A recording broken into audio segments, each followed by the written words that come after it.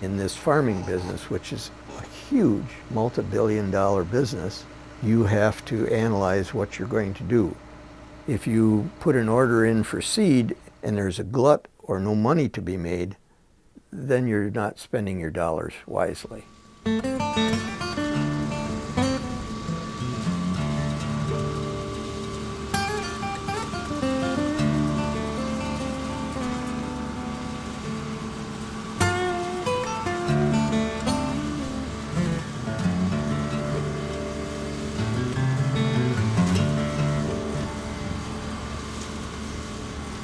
I decided to start growing soybeans when it was during Christmas tree season. A farmer to the south of us passed away in Shelby, and then we were going to buy land from them. They came over and they said they had, tractors and a combine for sale. Well, I was interested in combining because I went up to Canada and did it, and I came home and I really liked combining and I wanted to get into it. So I decided to buy some seed. I planted, 60 acres, and then I bought this John Deere.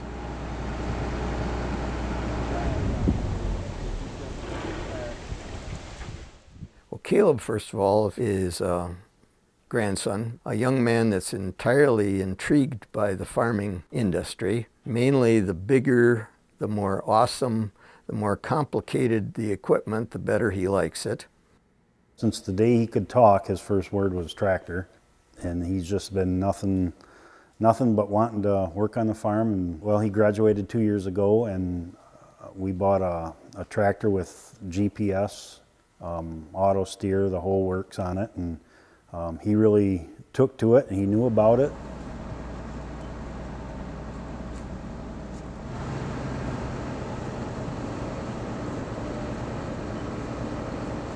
There's very little hands-on clutch shifting, pounding with a crescent wrench type equipment that you have anymore.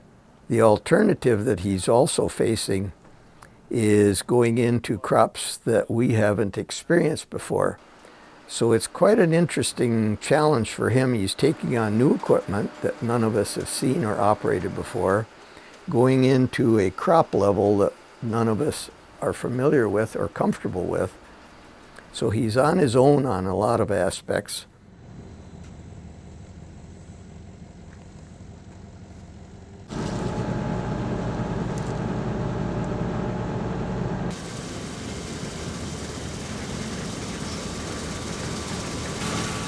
I looked at the markets, I've done research. Cherry market just doesn't seem like it's going to go up. Soybeans are at an all-time high. They're going to keep going up. The market for soybeans was a lot better than what corn or anything was, and soybeans was pretty easy, so we had some open ground, so we decided, or he brought to us and just said, this is what I want to do, can I do this? And we ran the numbers and figured that he can do it.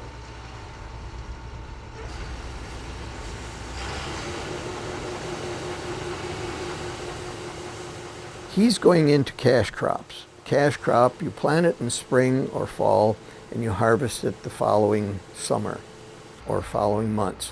Harvesting is a completion of that crop versus what we have dealt with in a cherry field. It's 8 years before you get a harvest.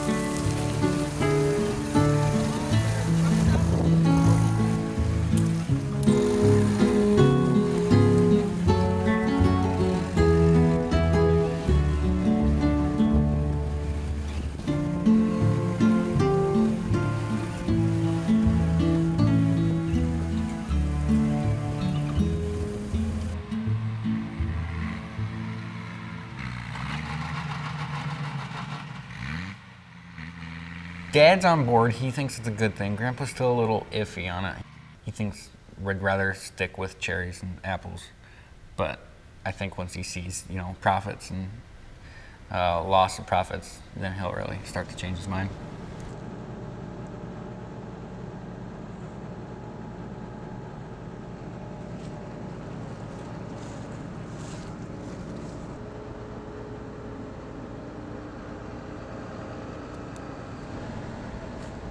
For him to succeed in soybeans is going to be great, but it'll never take over from what we have, because we have so many acres planted, and you just can't put a cherry tree in this year and decide to take it out 2 years from now. You have a huge investment.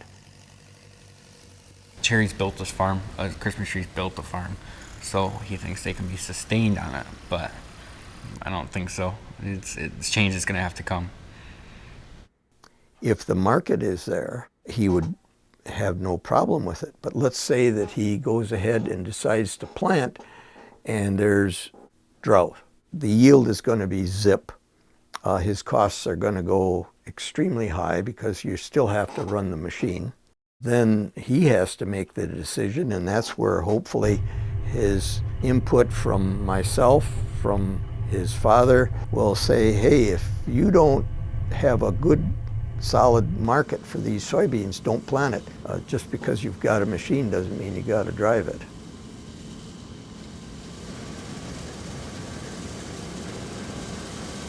I mean, this machine costs $50,000 compared to $250,000 to a shaker. And I mean, the soybean seed did 60 acres on $4,000 compared to $100,000 planting an orchard. I mean, it's just, you get paid right away. It's way better.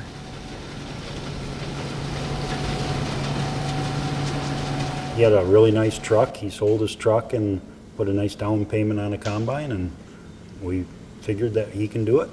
So he did it this year, and he did good. So I'm looking forward to next year. He's wanting to plant a few more, and we'll see what that comes.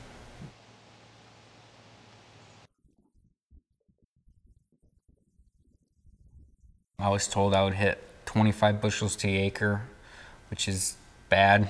I hit 42 to 50 on my first harvest, so that was huge. I'm super happy about that. Most of my beans were on first year ground, which it's all making its own nitrogen, and it doesn't have anything to go off of. So it really came along as what I wanted.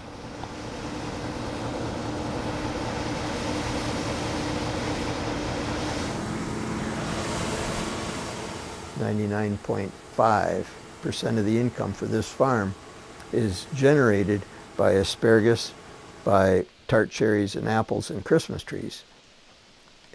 His income from this year is about 0.4%. Obviously, this is his first attempt, and the first thing, you got to start somewhere. That's better than zero.